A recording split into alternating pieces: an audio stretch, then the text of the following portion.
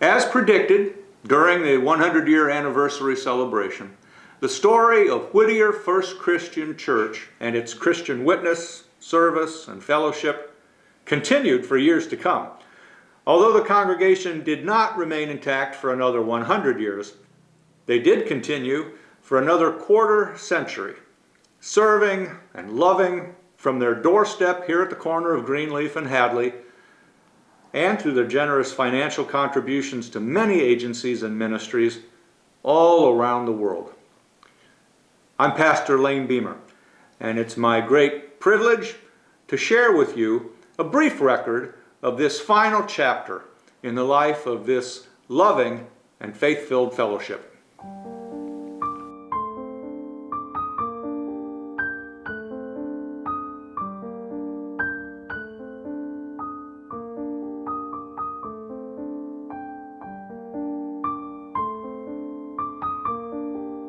After a period of interim ministry, in 1997, First Christian Church called Reverend Bob Eiler as their pastor. A seasoned and steady minister, Bob restored confidence in the office of the pastor after an unfortunate breach of clergy ethics by his predecessor. He worked diligently to rebuild, repair, and restore the resulting fractured relationships within the church. And that's a tall order for any minister. With his help, the congregation rallied and continued the work of the church, especially the work of caring for one another within their own membership.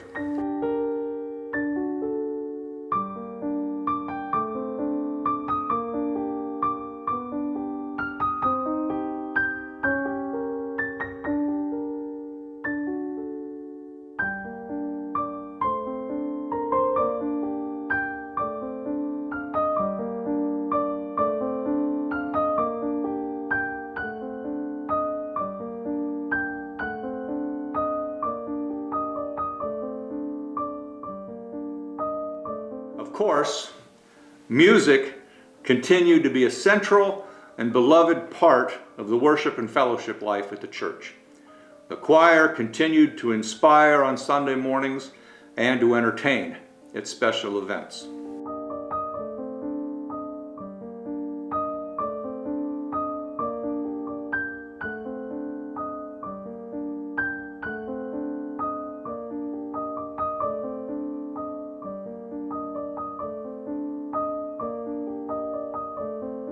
There continued to be many opportunities to eat together as holidays and other milestones were celebrated in the life of the church.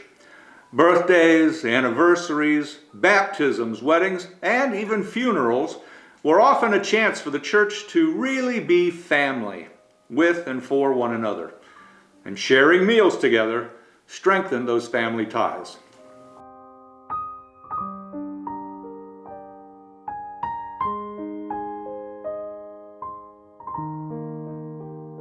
After 13 years of service here in Whittier, including his service as a chaplain for the Whittier Police Department, Bob Eiler retired in 2010, and the church celebrated his faithful and effective leadership and his caring friendship.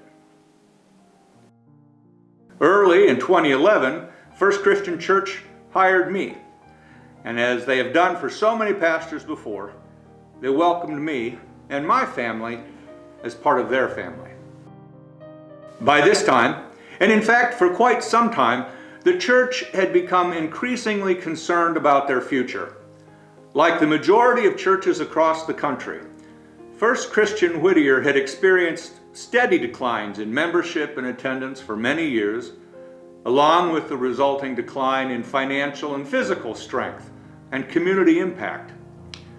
The church campus that had been so busy and vibrant 50 years earlier was now increasingly quiet and fairly empty. And our 3 buildings were increasingly expensive and demanding to maintain. The grand sanctuary, once bursting at its seams, was now largely empty, even on Sunday mornings, as fewer and fewer worshipers spread themselves throughout the pews. But those remaining faithful members wanted to do what they could to change this downward trend and the church entered into a period of active study and discernment about the possibility of transformation. A New Beginnings study and a report provided by the offices of the National Church ultimately recommended the congregants accept one of three stark recommendations. One, to dramatically and drastically change their ministry focus and worship style to attract another younger, more vital demographic. Or two, to invest heavily in an entirely new parallel start to foster another congregation that would eventually replace them and inherit the ministry.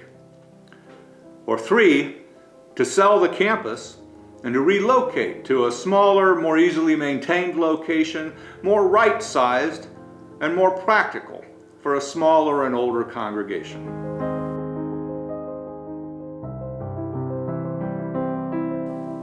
Ultimately, these drastic steps were too much for the congregation to accept, and they chose to stay the course, remaining in their longtime home and worshiping in their traditional style.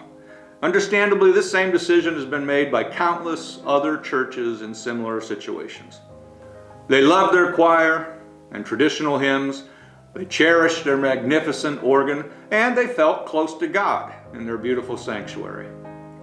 Even if they continued to decline, they would do so together, in the place and in the manner that so many generations had gathered before. This was the place where so many milestones had been shared and so many cherished memories had been made. They couldn't bear to alter it or to walk away from it. But they also recognized that good stewardship demanded that their campus must be of service to a broader community than their own Sunday morning gathering. While they were no longer as financially or physically strong as in years past, they were still space rich, and they committed themselves to opening up the many rooms of this campus to the community, even more fully than before. Coining the term the whole place, the church announced to their Whittier neighbors, "The whole place is yours. Use it to serve sisters and brothers in new ways."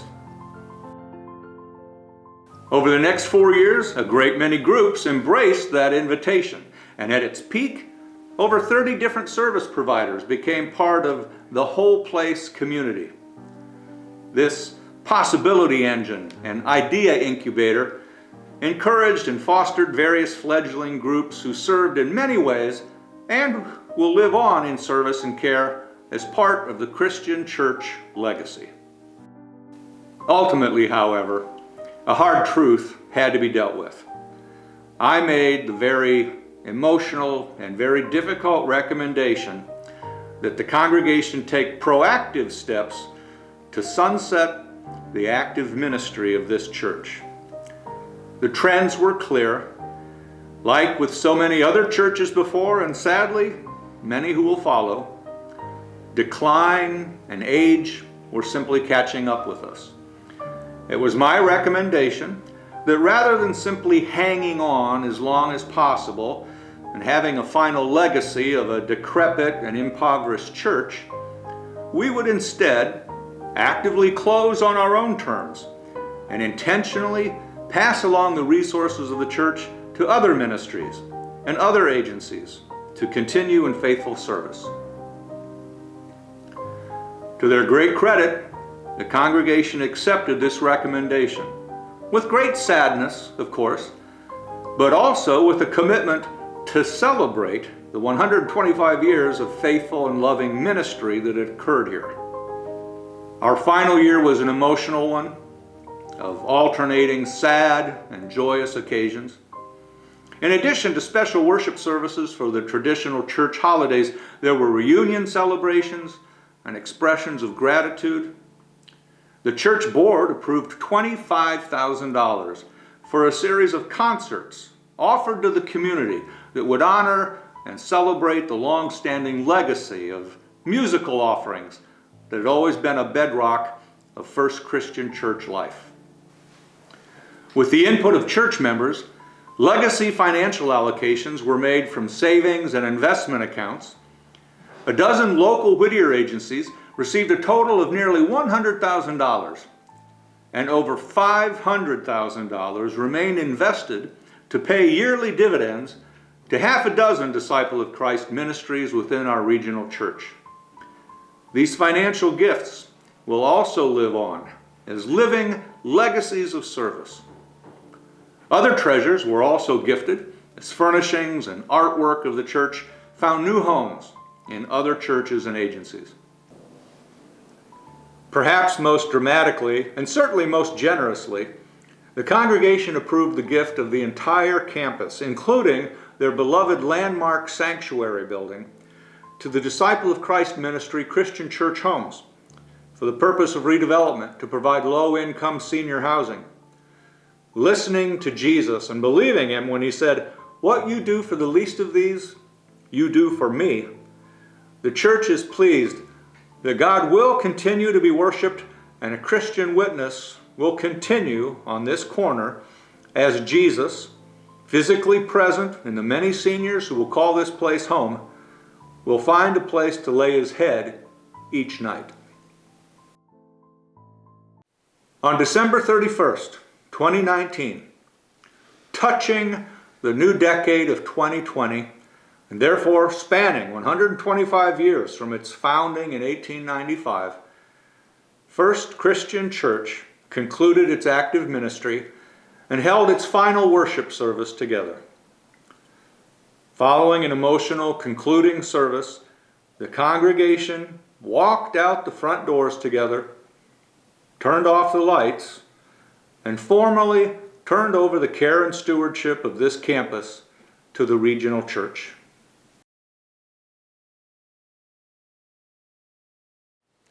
Today, 5 months later, as we record this narration for the last chapter, the church sits especially quiet as we're in the midst of the COVID-19 pandemic isolation.